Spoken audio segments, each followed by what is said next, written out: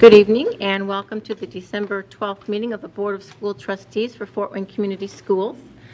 I'd first like to thank Memorial Park. They came this evening and played Christmas carols for us. It was their advanced orchestra, so thank you very much for doing that. And we will begin with our Pledge of Allegiance. I pledge allegiance to the flag of the United States of America and to the republic for which it stands, one nation, under God, indivisible, with liberty and justice for all. And our roll call of members. Good evening, Steve Corona from the 5th District. Julie Hollingsworth, District 1. Jennifer Mathias, District 2. Maria Norman, Member at Large. Riley Booker, District 4. Noel Smith, District 3. I'm Ann Duff, Member at Large and the President of the Board. And to my left is Angela Filler, the Clerk of the Board, and our Superintendent, Dr. Daniel. Good evening. Good evening. We have no awards and recognition this evening, so we'll move on to our consent agenda, which includes the approval of our minutes from our November 28th meeting, our vouchers and payroll, and our personnel report. Is there a motion on the floor for approval? I move Second. for approval of the 3 items in the consent agenda. Thank you, Julie. Thank you, Noah. All in favor? Aye. Any opposed? Aye. And that was yes. Just drinking. And Dr. Daniel, is there anything you wanted to mention on the personnel report? Nothing this evening, thank you. Okay, so no old business. We will move on to our new business. It is recommended that the board reappoint Martin Seifert to the board of the Allen County Public Library, ACPL. Fort Wayne Community Schools makes 2 appointments to the library's Board of Trustees, and Martin has been serving since January 2011. His new term will begin January 1, 2023 and end December 31, 2026. Ben Eisbart and Martin Seifert are the current appointees. Mr. Seifert, along with Executive Director Susan Baer and Youth Services Manager Mara Honeywell, will show a video and present on the 2022 successes in programs and services, plus give an update of the library's facilities master plan. So welcome. Come up to our podium. We need a motion for his appointment. Oh, I'm sorry. Hi, welcome to History. Go ahead. Today Is there a motion on the floor for approval of his appointment? So moved. Thank you, Steve. Thank you, Raleigh. I was so excited about the presentation. All in favor? Aye. Aye. All right. I kind of noticed, but I was Let her do what she's doing. All right, well, thank you. I just wanted to say thank you for appointing me again to the board. I have been appointed now, this is my 4th time, so this will be 16 years when I conclude this term, and it will be my last. We do have a term limit, so we have for four appointments, so it will be my last as well. And I really appreciate the appointment. Thank you very much. I'd like really thank you for including Allen County Public Library tonight, and as you have for the past several years as well. We really think it's important to come here, answer questions, give you a presentation on what we're doing, and trying to help our community as much as we can. Ben would want me to apologize for not being here tonight. He just wasn't able to make it. But as always, he and I are both always available to answer any questions you may have outside of this meeting as well. We're very happy and appreciate your trust to serve on the library board. I love our library. I love this community, and I really appreciate this opportunity. I'm here just to introduce people. I have Susan, our Executive Director. I think some of you have met already, who will be speaking on the Facilities Master Plan and on the Roland Center. But first, we're going to have Mara come up, who's been here presenting for us for a while. She is our Youth Services Director. She's going to present on all things youth for you. So, thank you. And I am also in charge of the handouts, so I'll get those ready and get them to you. So lots of things have happened in the past year for all of us, and I'm really excited to be able to tell you about some progress that we've made at the Allen County Public Library. So when it comes to youth, we continue to look at new and innovative ways to serve young people in our community. In the end of the summer, we opened a Storyscape at the main library, which is an interactive, imaginative play center. It's beautiful. If you haven't had a chance to see it yet, you should absolutely go and make that a destination for you, like so many families in our community have. It's free, it's open to everyone in our community, and it's just such a joy to see so many families using this as their place. We love it when the library is the place for people to come and spend time. We're looking forward in 2023 to being able to expand that Storyscape concept to some of our other locations throughout the city. So stay tuned for more fun and play. Can you describe it? It's magical. It is a play space that we had an early learning center in the main library. It's a 2,000 square foot space, and we have updated and made really a more museum-like space for families to play. So there's a kitchen there all the time. There's a baby garden. There's a giant light bright set, balls that can move all around, a wonderful place for story time. It's just beautiful. It's that dream that I always had when I was a kid, that you walk into the library and magic happens and you go through that giant gate of books. We get that here. So there's early learning opportunities that change out seasonally, that are continually updated. So when people were sending out holiday cards, we had a post office, and now we've transitioned that into something new. We're always trying to make something inviting so that every time a family comes in, it's a new experience in the early learning, or in the Storyscape. So yeah, that's really great. But what's extra great is that last time I was here, you had some pointed questions about how we were really serving our community, specifically around fines. And in January of last year, we went fine-free for youth. So youth no longer accrue any fines for late materials, and that has been a really exciting change. Another exciting change that we've made is that now youth that are students in schools can also have not only their library card that a lot of people have memorized, but we know what number they really have memorized is their student ID number. So now students can use their student ID number in the same way that they use their library card to log into all of our online resources and also to check out materials. So that's just one more way that we're really helping for teachers to facilitate library use and to get their students into it, because we know that staff at schools are dedicated library users as well. So let me give you a little bit of information about what the impact of going fine-free for youth is. Our number of checkouts have exponentially increased. And the best way that I can think about things is pre-COVID and post-COVID. So we have had youth have checked out over 70,000 more materials, books, CDs, everything than they did pre-COVID. So in the year of 2019, while we have had less use, the number of children that have used their card is down, which is kind of the way things are going. It's a slow comeback.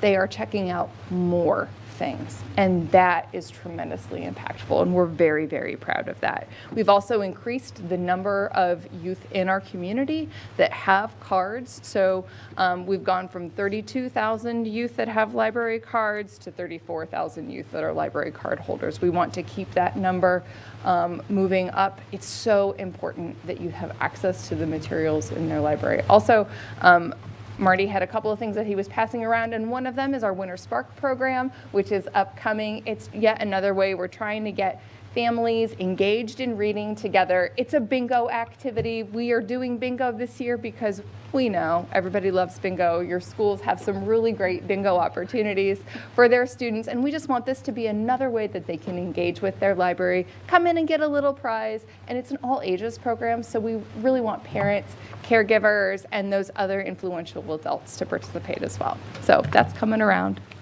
That's all that I had about youth, but Susan has lots of things if there were any questions. In that vein of your upcoming program, and I'm going to put Krista on the spot, do we do any joint marketing efforts with our schools and the library?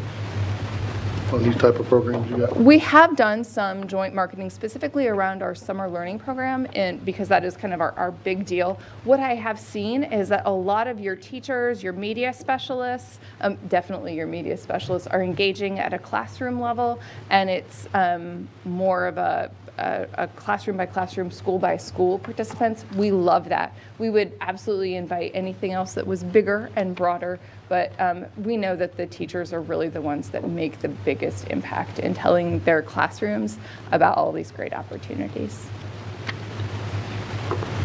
Thank you.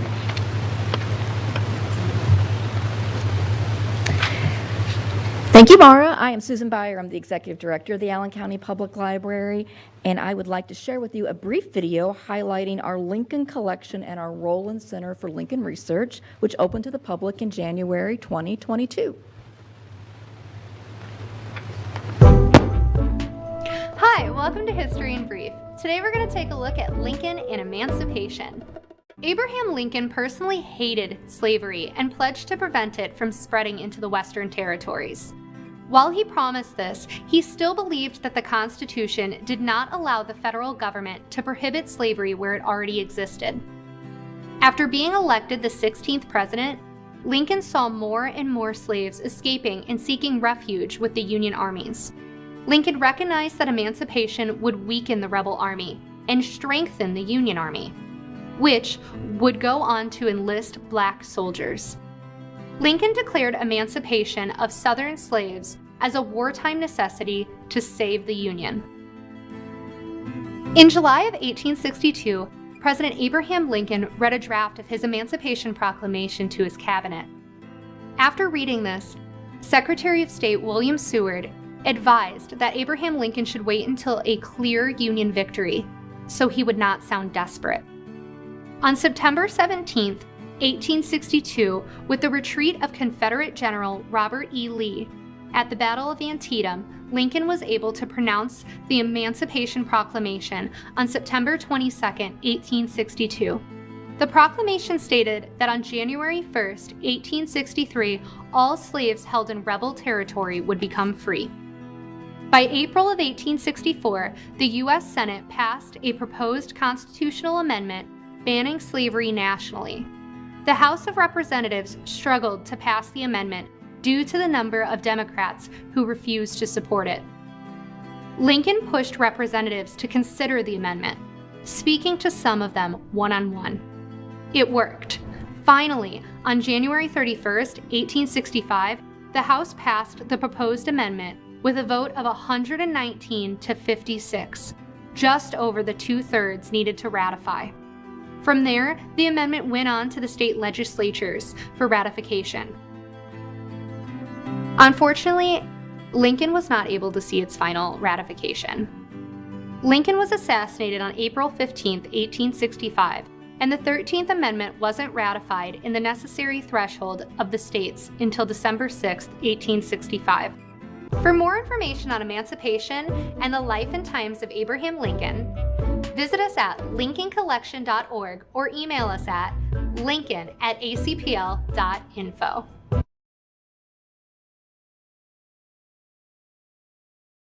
Collaborated with the Friends of the Lincoln Collection to create the Rowland Center for Lincoln Research, which of course was funded by a generous gift from the Rowland family. It's located on the first floor of the downtown main library. Has anybody visited it yet? Yay, great.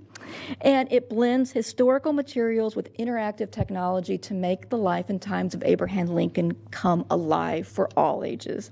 The Lincoln Collection consists of primary sources such as photos, letters, and diaries, of which thousands are digitized and available for free through our website.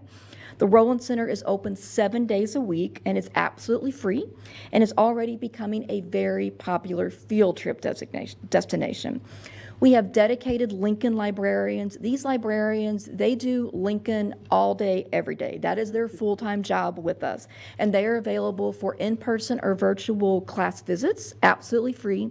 And they also have prepared lesson plans on Lincoln based on state standards for all ages. And I share that with you tonight because it's such an incredible resource for teachers and students in the entire community, and we really encourage your teachers and your students to come out and make use of it. It is just a phenomenal place. Also, you have a handout, thank you Marty for handing it out, about our facility master plan. As you may know, our library spent all of 2021 and a little bit of this year evaluating the condition of all of our buildings and asking what changes needed to be made in order to support our mission of enriching the community through lifelong learning and discovery. Many of you participated in our focus groups and meetings about the plan. We're very grateful for your participation. The plan was accepted by our board in the spring of 2022, and for these past months, our board and library leadership have continued to refine, review, and analyze the plan. And the plan in its 200-page entirety is available online at youracpl.org. The plan has an approximate total cost of $125 million, with ACPL being able to contribute approximately $26.5 million in reserves. The plan would involve a mixture of new buildings, including a new Shawnee Library, renovations, expansions, and a new 15th library location in Huntertown. We have been out in the community for months sharing the plan and hearing tremendous enthusiasm and interest and support. And our next step would be to go before County Council to seek approval for bond financing, and our board is determining the best timing for that. And in closing, I would like to thank you so much for reappointing Marty and for your support of Ben. We have a tremendous board. It is a phenomenal board, and Ben and Marty represent the best of this community. I couldn't ask for more active and engaged board members, so I'm very grateful for your support and appointment of them. And any of us are happy to answer any questions. I have a question. Yeah. So what's the tax impact of this bond issue if it passes for, like an average homeowner? For an average homeowner, the annual impact is an estimated $26.76 Per homeowner, That's per actually year? Per year. per year. Annual impact, yes. And that's based on a home of what value? The average home value, and I believe that is $136,000. The specifics are on our acpl.org website. Susan, a follow-up question Yeah. on the Shawnee branch. I attended one of the sessions earlier this year, I think. Yes. So has there been a final location for the new library? There has not yet. We are waiting on financing approval in order to make decisions about site selection. So we have No not. news tonight to make that you want to share with us? No, there really isn't. I'm not holding out on you. There really isn't. We feel the responsible thing is to ensure that we do have our financing in order before we make any of those decisions. Okay, thank you. I will admit, Steve, I drove around a lot, but there has been nothing formal done. Any other questions? You mentioned, I'm just going to jump back. You mentioned that students can use their student IDs or ID numbers to check out materials. So is the application process the same? Do they have to bring their student IDs in? How does that work? There's when students register for library cards, or if they would like to have this added on, they can simply go to any of our circulation desks and talk to the staff that are there, and they can get those kind of dual registration cards using their student ID number. Yeah. Can their parents do it online if possible? That's a thing they would need to come in to be able to do that. Yeah. So if they already have a library card, then they can connect it with their student ID? Is that what I'm It's actually what we're doing is it's an additional field that just says, oh, here's one number and then here's another number that our system will treat the same. Okay. Yeah, so for how it's been utilized in some classrooms is that when teachers want all of their students to log on, they don't have to wrangle all of those library card numbers anymore. Now they just have their student IDs that they can use. Great. Well, thank you very much. We appreciate you and look forward to your service of your last term. Thank you. Thank you very much.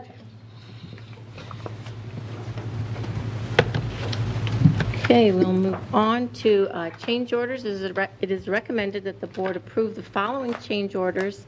There are several here for roofing, for Lindley, Waynedale, temperature controls, things like that, with I believe, a savings of $121,507.72, if I'm correct. So, reasonable allowances and contingencies are included in base bids for most projects because of conditions or fees not specifically known at the time bids are taken. The use of these allowances and contingencies are authorized by the administration only after review by the facilities department's administrators and relevant architectural and engineering firms' personnel. To avoid major delays in construction projects, change order decisions are generally required and made prior to an official board meeting. In the event a major change in project scope is needed, a recommendation is made to the board for approval prior to proceeding with the project.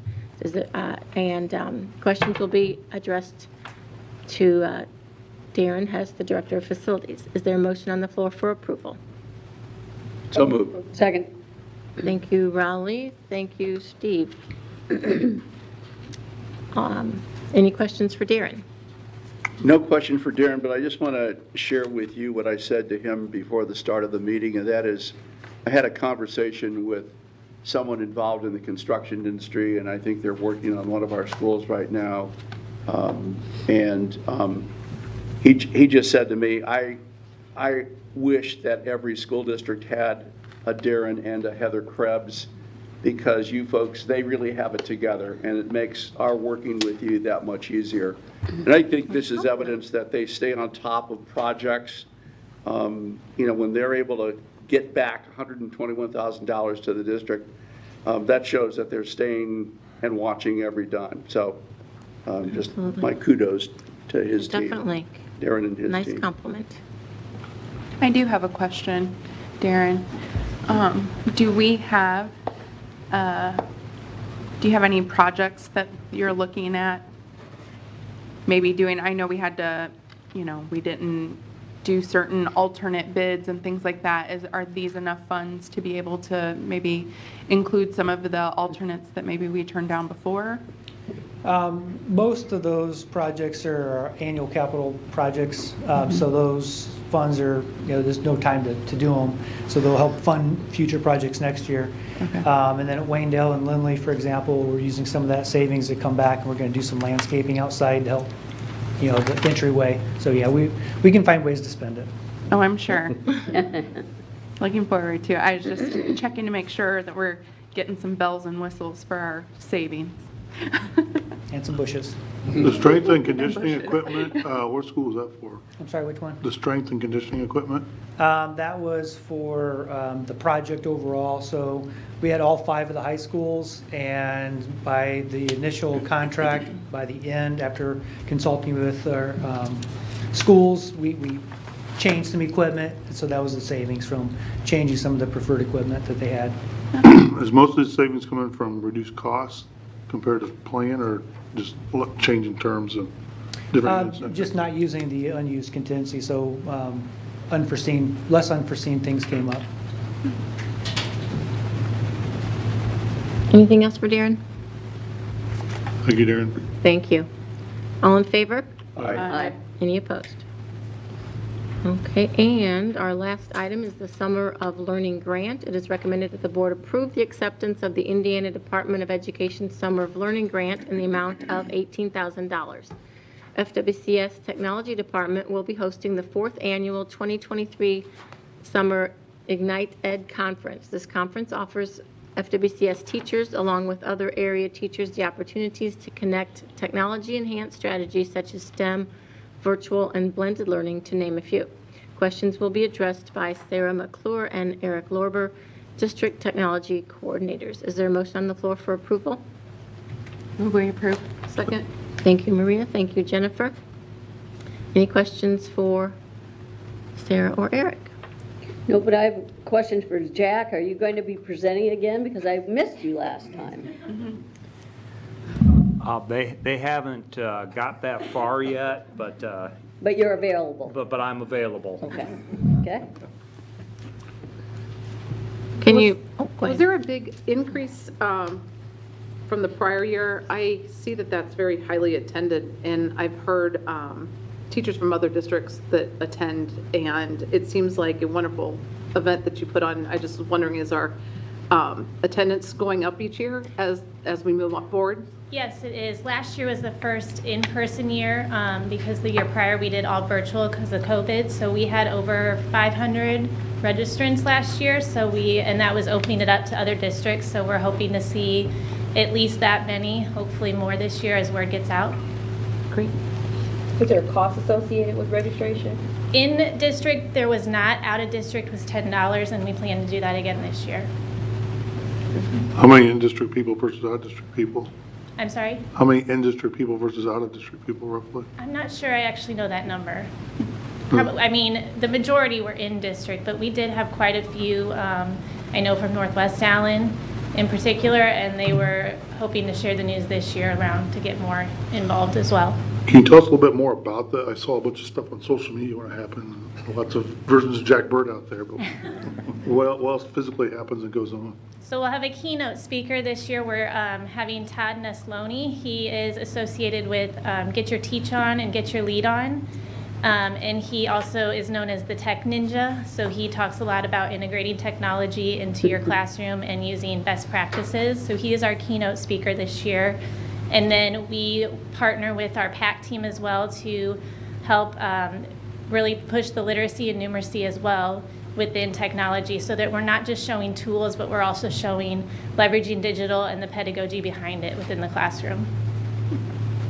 Is it geared towards elementary or all grade levels? All grade levels. And we'll even have sessions for administrators as well.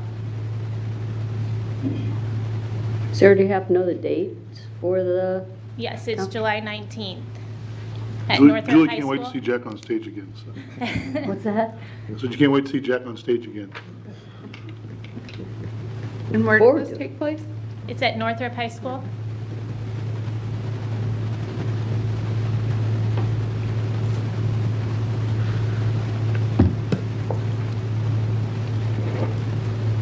Anything else? Okay, thank you. Thank you. And all in favor? Aye. Any opposed? Okay. And that, I believe, ends our business portion of the meeting. So we have the FWCS Health and Wellness Department that supports FWCS in creating a culture of wellness for students and staff. They will present highlights how our team members wrap around our entire school community to positively impact all aspects of health so that students and staff can perform at their best.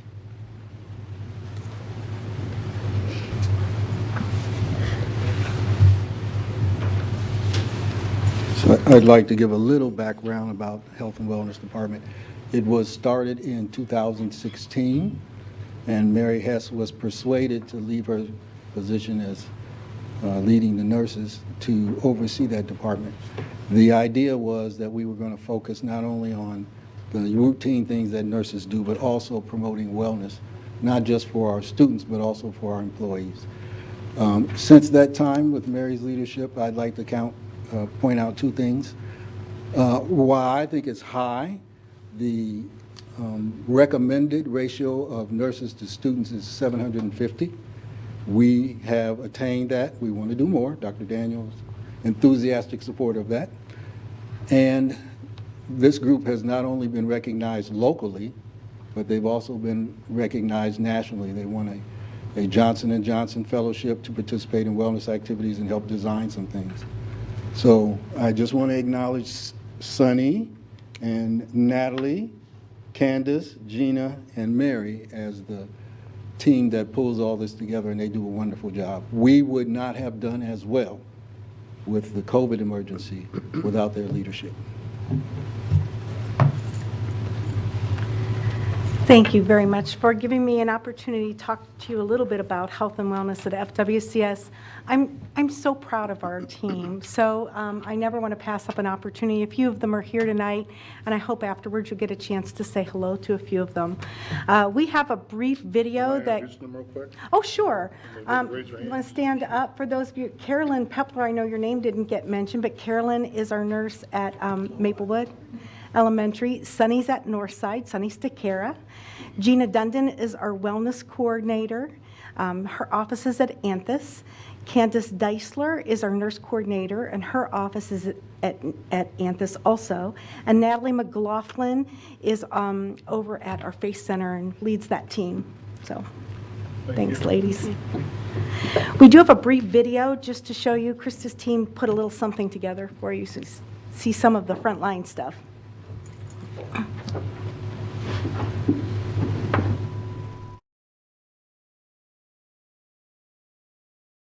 The Health and Wellness Department has three main aspects of service.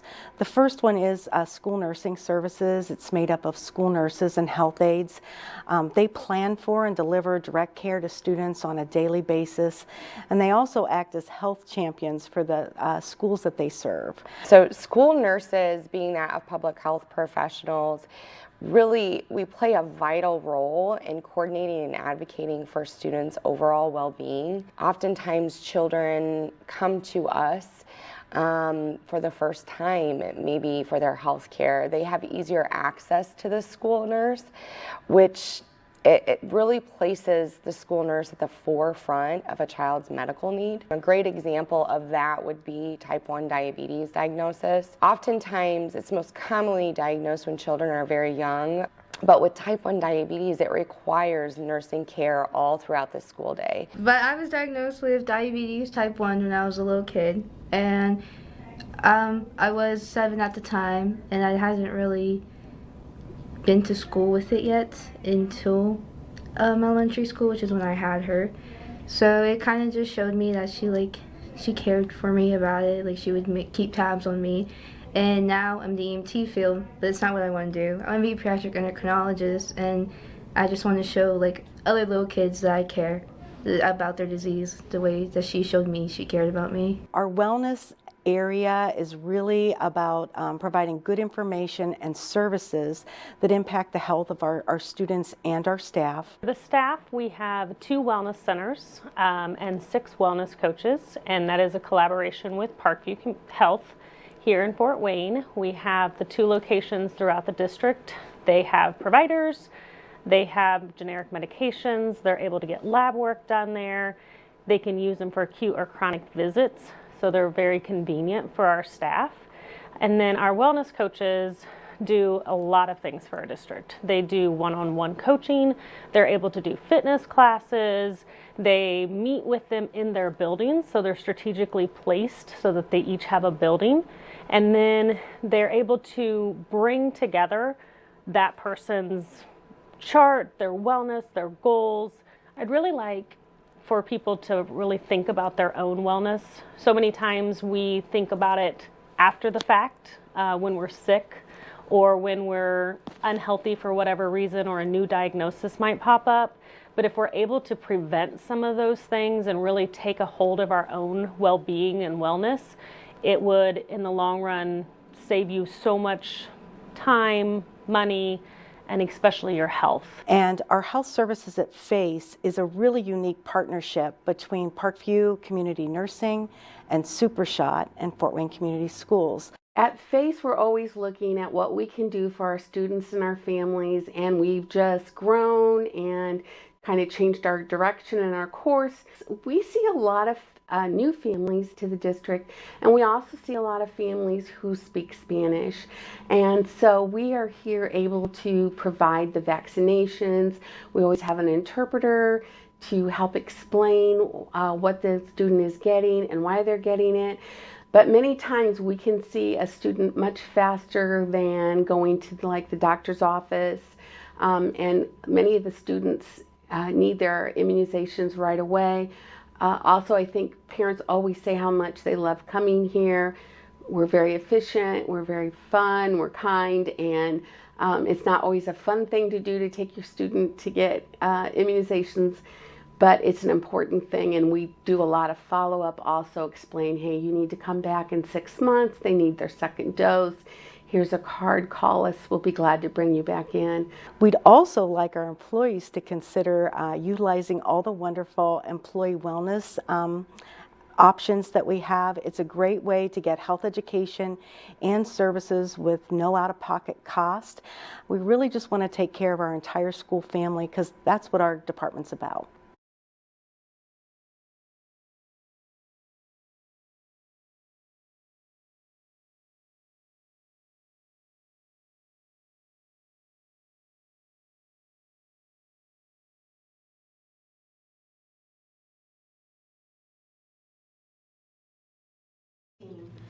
The goal of our department is really that we all work together to create a culture of wellness here at FWCS for both our students and our staff. We want to minimize the health risks and barriers that our employees and our students have that interfere with productivity and learning, so we can educate all students to high standards, enabling them to be productive and responsible citizens. As you saw in the video, our health and wellness team has three main parts: student and employee wellness, school nursing services, which is really the glue to all the services we provide, and then the health services at base. While there's individual accountability for the work done in those areas, they're very interconnected, and we use a team approach to accomplish the workload. A great example of how we take this team approach is our work around immunization compliance.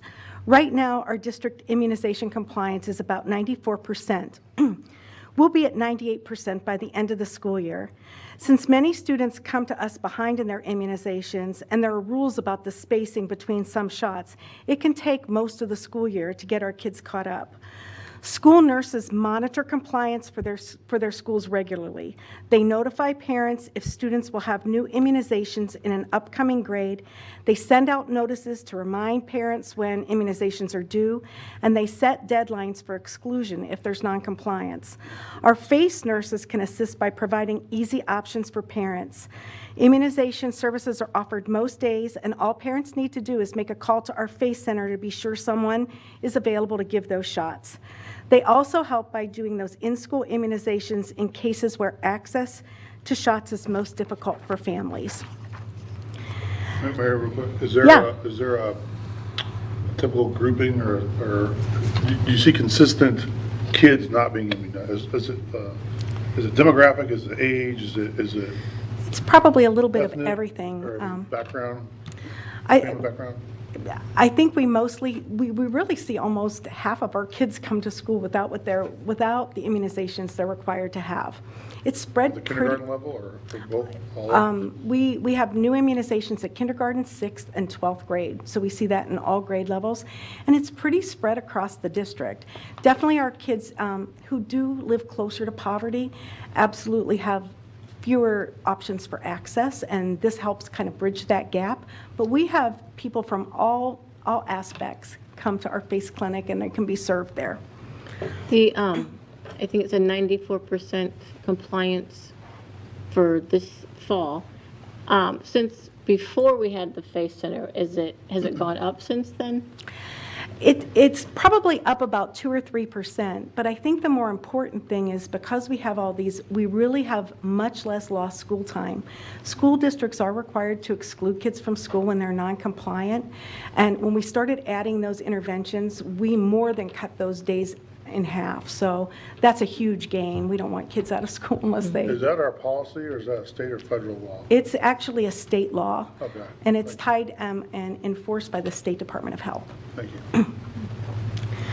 Well, not that I want to talk about COVID again, but I did put a slide in here just so you could see. There was never a time that caused more disruption for our schools than the COVID pandemic. We've all had to do our jobs differently, and the school nurses were key to adhering to the recommendations provided by our health experts. This slide shows some of the highlights of our team's work during the pandemic. Our nurses managed more than 44,000 individual consultations regarding possible COVID infection, COVID positive test results, COVID exposure, and the need to quarantine. People were anxious, resources for testing was often limited, and the rules for how to isolate and quarantine changed constantly. Through a partnership with the State Department of Health, our team received free COVID testing. Our nurses and health aides performed 14,600 in-school tests. When COVID rules were especially strict, they ran an after-school testing program for 12 weeks and performed an additional 4,473 tests. And most recently, recently, we've distributed more than 32,000 home tests. Those are huge numbers for our team. We facilitated COVID immunizations with a variety of partners to administer thousands of COVID shots to students and staff, and we continue to offer COVID boosters as time allows to our students and staff.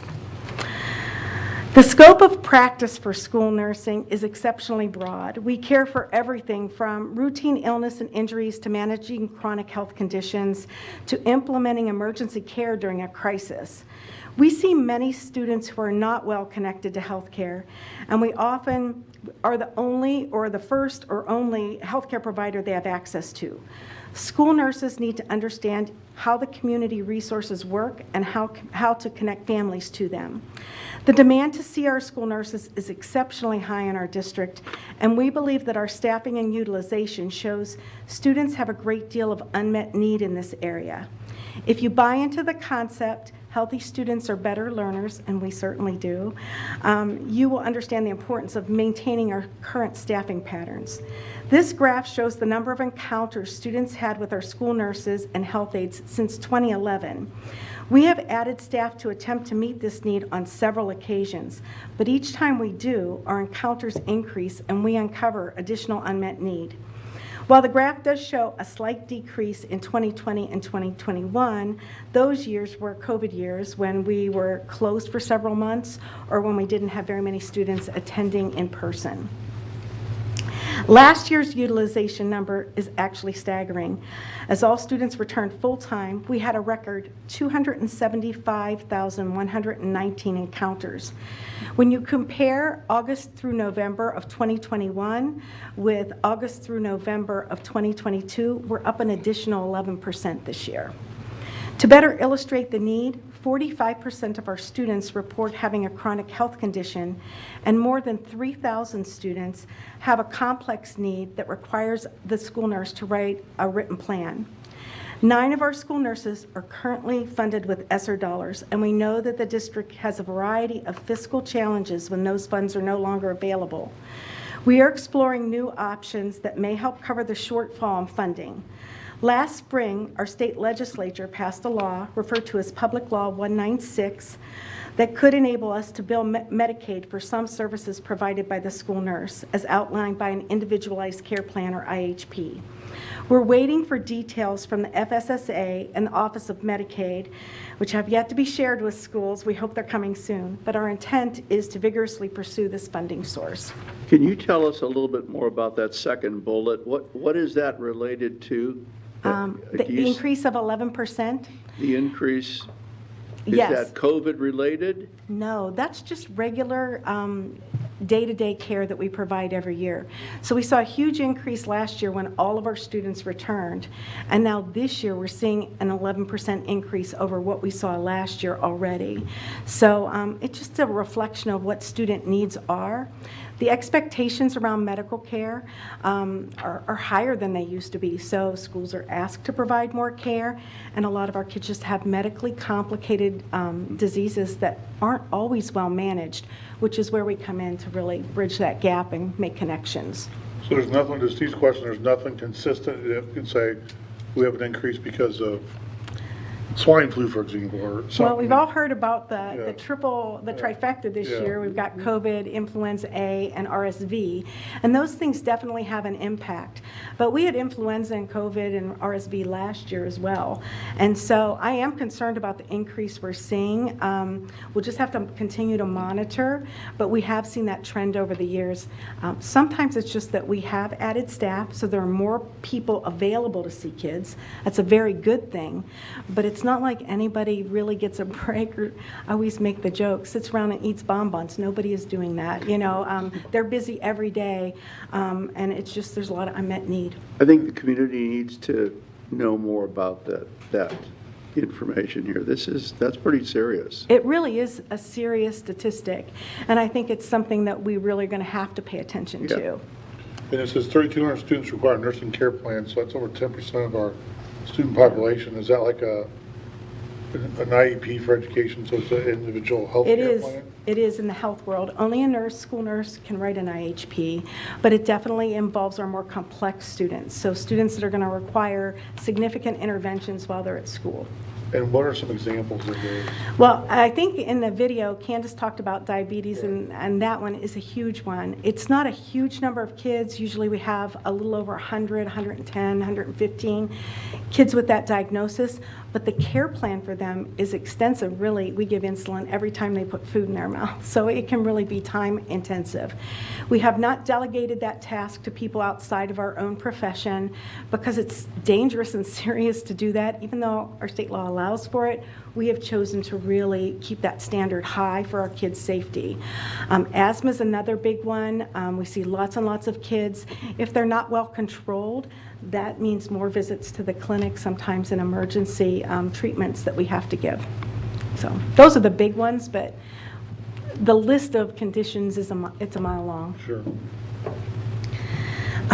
Beyond the day-to-day, beyond that terrible statistic, those high student encounter numbers, we also do other big, we call them big picture projects, and provide a variety of services. I think I have to catch up with myself.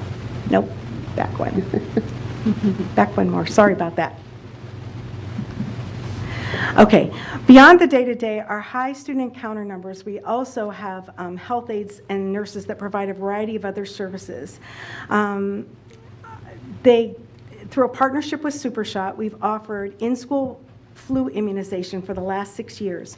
We vaccinate between 6,000 and 8,000 students every year with this program. School nurses and our employee wellness clinics offer flu vaccination to staff. Together, we vaccinate approximately 30 to 35% of our employees every year. More than 18,000 of our students are screened for either hearing or vision screening by a health and wellness team annually. These screenings are mandated by the state, and we have a variety of resources to assist families that do not have adequate insurance coverage to seek needed follow-up care. Through our partnership with Neighborhood Health Dental Clinic, dental exams are offered in all elementary schools and in 5 of our middle schools. Our nurses, our health aides, and our wellness coaches all act as health champions at the school level when we're talking about wellness. This is a picture of a tower garden, and our wellness coordinator, Gina Dundon, has written several successful grants and collaborated with funding partners to place tower gardens in all of our schools.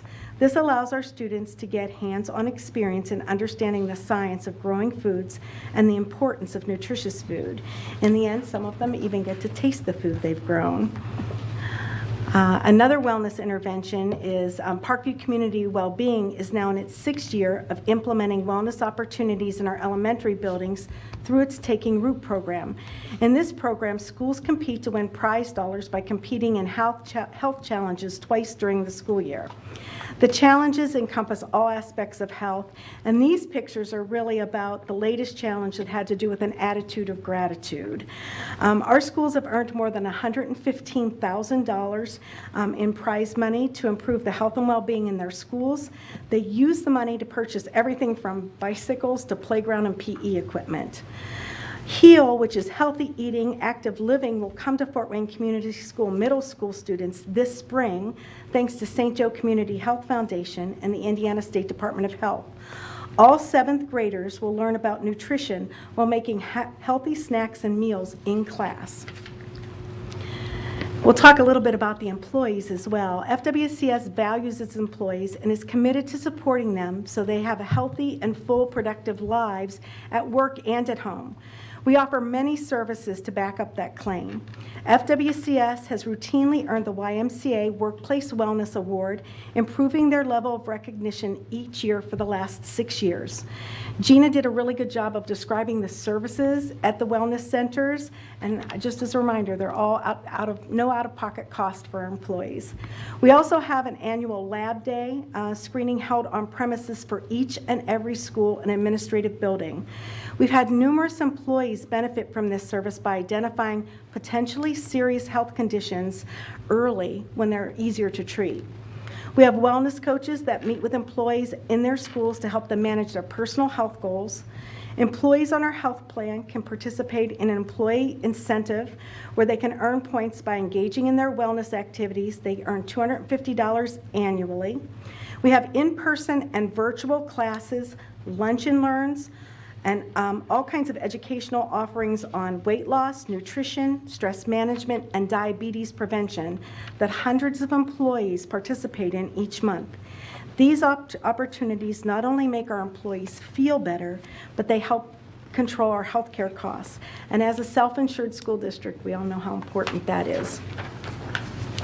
Parkview Community Nursing provides 3 full-time nurses who provide the health services at FACE that wrap around that enrollment process. FACE houses the only school-based immunization clinic in Indiana. It's provided through a partnership with SuperShot.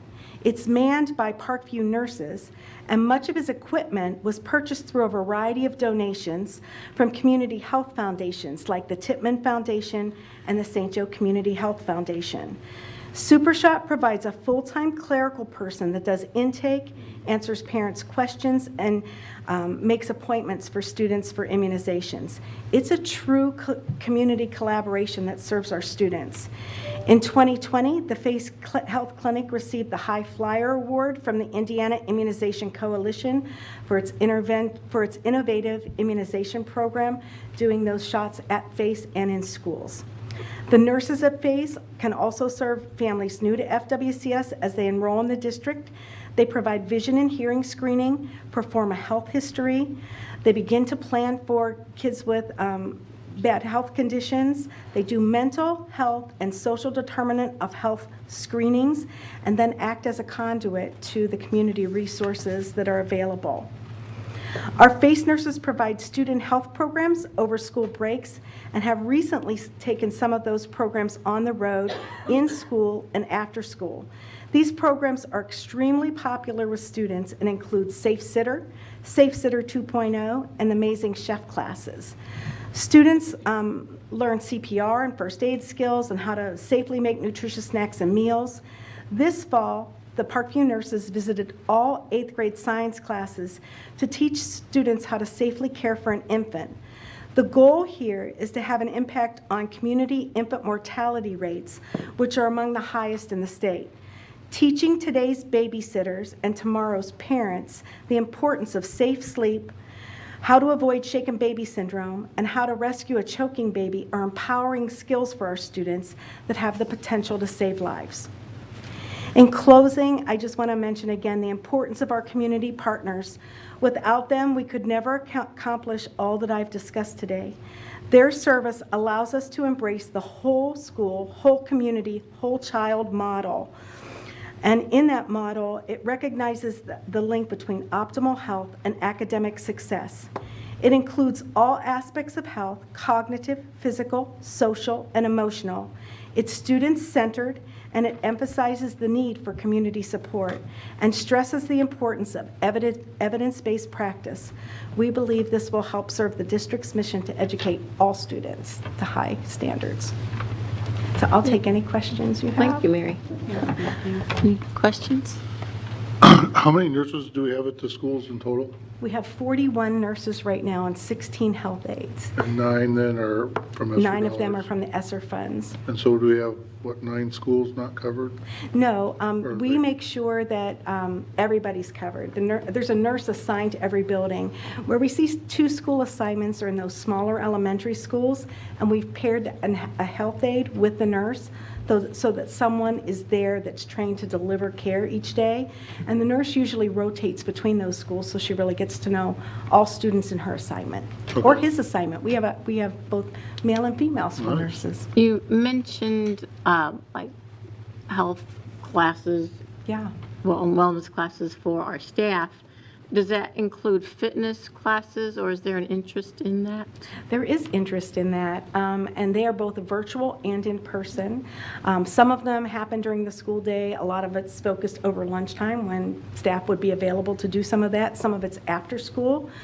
But they do everything from, I don't even know what some of the stressful ones are, like HIIT classes and stretching and stress reduction and yoga and a wide variety of options for our employees. You mentioned in the video, I believe 6 wellness coaches, is that right? We do have 6 wellness Is that coaches. over and above the 41, or? The wellness coaches are really part of the employee wellness package. So they're employed by Parkview.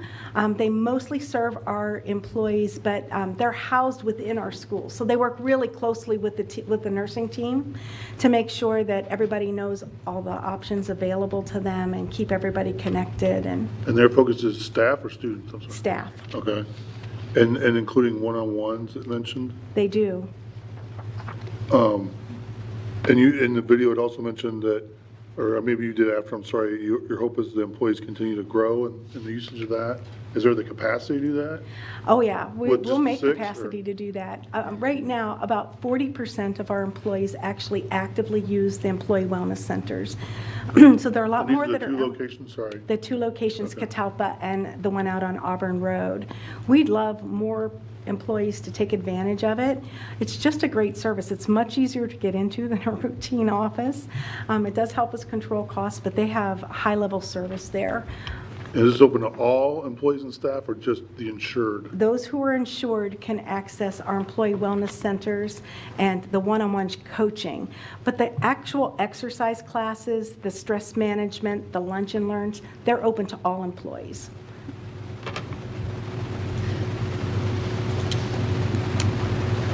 Anything else? I just want to say thank you for your leadership and your team over the last 3 years. I've only been on the board for 2, but watched as a parent for the year prior, and I can't imagine, I know some of your team personally, and I can't imagine what you guys went through, and just appreciate, you guys pitching in. And Is it a little less stressful now than? Just new kinds of stress, and it's good to be busy with other things, opposed to, just COVID. COVID was all day, all the time. Now, we still see some, and we manage it, but we also have time to talk about some of those other really important things that support our students and our staff. Well, we certainly appreciate you. Thank you. Thank you. I have to say, I think, I said something to Steve, I think a 94% immunization rate for our students approaching 98%, that's impressive. It From a lot is of for things an I've urban read, school district. very impressive. I think it's amazing. The team works really, really hard on Yes. it. And it's not really a particularly fun task when Right. it comes to maintaining those, but it's so important when you can really control those preventable diseases coming into our Exactly. schools and disrupting. Yeah, So, it's a great benefit for our families. Thank you. So thank you. Thank you. I just have to share, it's not a question, it's a story. So I was dropping off a donation of clothing to Weiser Park, and the nurse there, a student had lost their tooth. And so we have these, or the nurses, of course, have these amazing little necklaces that are tooth shaped, and the student gets to stick their tooth in there. But I'm standing in the hall listening, and she takes the opportunity to give like good brushing habits to the student at the same time, and I was just like, this is brilliant. So yeah, I mean, it's just great, all the services that we provide our students. Thank you. Thank you. Okay, we have board comments, and I'm going to begin this evening because we have, as a board, decided to give our superintendent a raise, which is about 4.6%, I believe. And I think we all agree that he's done a great job for us. He started right at the height of COVID, did a great job of navigating us through that. But even while we were navigating through COVID, he was still doing those things a superintendent is supposed to do. Because of him, we've partnered now with JA for our 3DE, and we just heard recently some of our students in that program at Northside and Snyder talking about the wonderful experience they're having with that, so it's great to hear they're enjoying that. He's worked with Tom Kelly and with forming the Jim Kelly Career Education Center, and a partnership also with Boys and Girls Club. AMP Lab had started before he came, but he continued that, and many people have seen that and toured that and has seen what a great job Riley has done, and Dr. Daniel's leadership in that.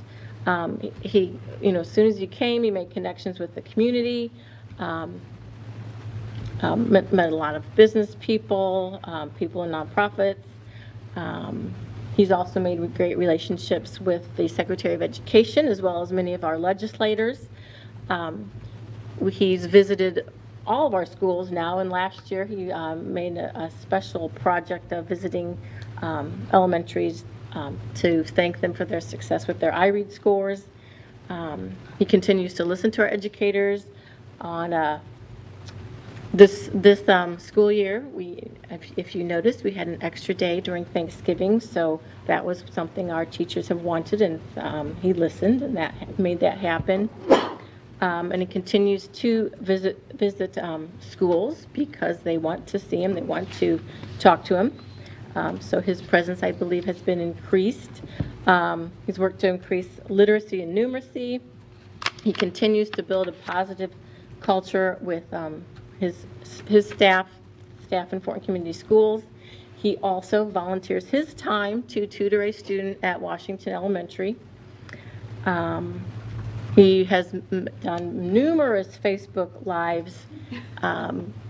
So, you know, if you haven't heard him in person, there's no way you couldn't have heard him virtually on one of those posts. And last but not least, he made the Super Bowl Shuffle video,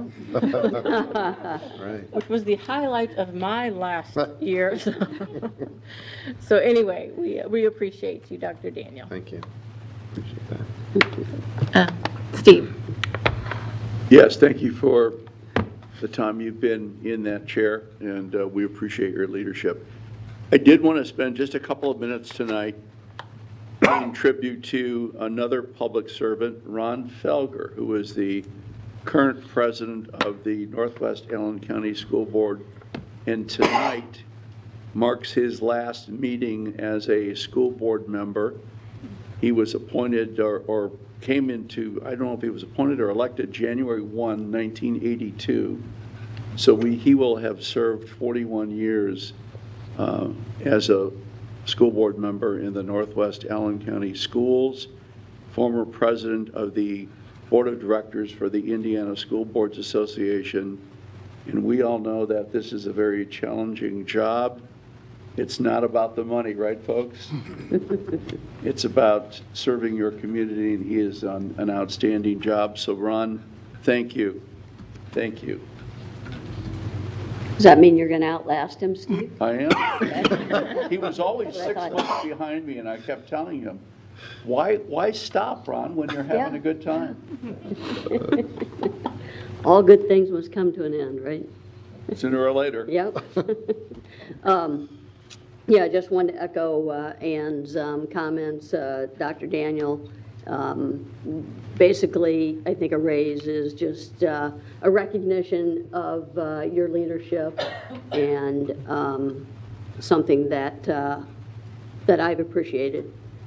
And I really don't have anything else other than what we have this week and 4 days next week for school. So I just wish everyone the best over the next 2 weeks. And then for your 2-week break, I hope you have a very happy, relaxed, enjoyable time with friends and family. Yes, I'm not going to add too much, but yes, I do want to thank Dr. Daniel. One other thing on Ann's list, I think one thing that I was impressed with is our portrait of graduate and bringing our stakeholders into our community of our schools and looking at a vision that's more than just here today. And I think Dr. Daniels does a great job of that, and I've been very happy to be a part of that. So thank you for what you're bringing to us. And again, just echoing what Julie said and wishing everybody out there, especially on the heels of our health and well-being, is that our employees and our staff take the time to relax and enjoy and have a good holiday season. Well, I'll echo what everyone said. Thank you, Dr. Daniel. What I've appreciated most about you is the involvement of all of the staff. And so I really feel like we're on the same team. So yeah, it's nice to all be playing on the same team. So I'll just leave it at that. And like Jen mentioned, and I think Gina will appreciate this, focus on your health and wellness during your holiday break. Rest your mind. And Julie, there's 8 more wake-ups we're counting at our house. 8 more wake-ups. There's 8 more wake-ups. So Got a countdown in your house? Middle school is early. It does a doozy to my mental well-being. That's all I have. So just echo what everyone said about Dr. Daniels. Like, you're the embodiment to me of like transformational leadership. We have so many awesome things going on in our district. AMPLAB started, but you brought so much to it. Love your vision, love the direction that the district is going, and I really appreciate your leadership. Thank you. And then just listen, 8 more wake-ups, that is it. I drive to 2 different schools every single day. It's, you know, sometimes it's rough for me, but 8 more wake-ups. We're really excited about that too. Stay safe, enjoy your time off with your family and friends. That's all I have. I'll just reiterate what everybody else said, and also wish 2 of my favorite Fort Wayne Community School graduates happy birthday tomorrow. That's it. That's right. Dr. Daniel? Well, thank you. Greatly appreciate it. I want to say it's a privilege to serve as superintendent. One of the best school districts in the state, in my opinion. And it's because we have unbelievable teachers and staff. But I think we always keep in mind, how can we improve the programming for our kids? And I think that's always first and foremost in our thoughts. And therefore, the efforts that we go about to improve, and I think it's about improvement. And hopefully, we're looking at across the entire spectrum, it's about improvement. And I think that people are buying into that. And it's not about, well, we didn't do this, we didn't do that, or it's how can we make it better. So we'll continue in that vein. I see a lot of things on the horizon that have yet to come to fruition, but we're hoping it will. That will not just impact Fort Wayne Community Schools, but will impact the greater community. So Fort Wayne and greater Fort Wayne. So I would be remiss if I didn't say thank you for your leadership and your endorsing what's happening in Fort Wayne Community Schools and being open to taking some risks. Because when you look at 3DE and you look at AmpLab and you look at potentially some things that are happening behind the scenes currently, it's risk-taking. But it's risk-taking where it's okay to, as we've said, let's fail forward and let's recoup and reconnect and make it better. So, and that's my message when I go into schools and I have conversations with teachers and principals. And that's what really starts the juices flowing. But when you have a chance, and Raleigh said it a little bit earlier, when you have a chance to listen to our kids, whether they're talking to the Secretary of Commerce chambers or they're talking to their own peers, 400 students talking to, a team of students talking to 400 of their peers, with adults present, and you hear their level of expertise improve from freshmen to where they are, and as you heard AmpLab students last week as well with legislators, you can just hear the maturity, you can hear they're taking those experiences, they're internalizing it, and they're rising to the occasion. So I can just say, thank you for being able to see some of this as well and actually opening my eyes to some things that I'm not able to recognize. So again, it involves our entire team, and I also have to say our cabinet as they're working together to move some things that we never thought were even on the horizon. But because we're a district that is truly a district of diversity, of a district that's so important to the growth of Fort Wayne, it's all worth it. And thank you. So again, happy holidays to everyone. Yes, we're all looking forward to that time. So for all of us, so thank you. And again, we appreciate you, Dr. Daniel, and it isn't required to approve the raise at a board meeting, but we wanted to be transparent, and that's why we made the comments that we did, so that you know we appreciate you and the community knows that we appreciate you.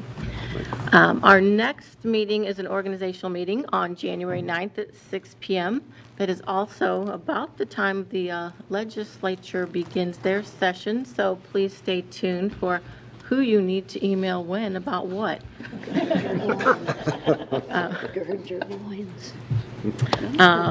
And Merry Christmas, everyone. Happy holidays. And we will Move we see approve. see you in 2023. So that was a... Second. All in favor? Aye. Noah, and then Raleigh. Always. Raleigh. Raleigh. Oh, we do have a We have a speaker. guest. Yes, we have a guest.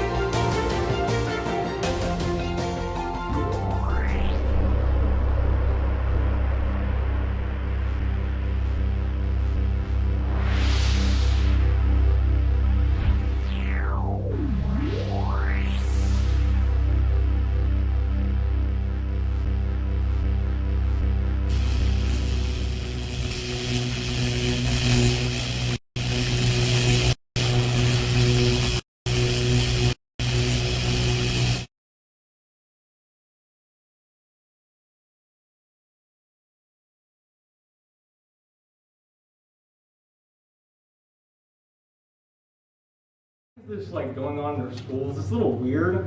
I mean, this is like, I don't know really how to describe it except like really bad stuff. I mean, the question is, does this stuff like reflect the morals, I guess you could say, of FWCS? Is this the kind of stuff you guys like in your schools? Because if so, that's kind of a problem. I mean, this kind of sounds like, I mean, especially like telling kids to like keep it a secret and stuff, which it says here on the GSA website here. I mean, that's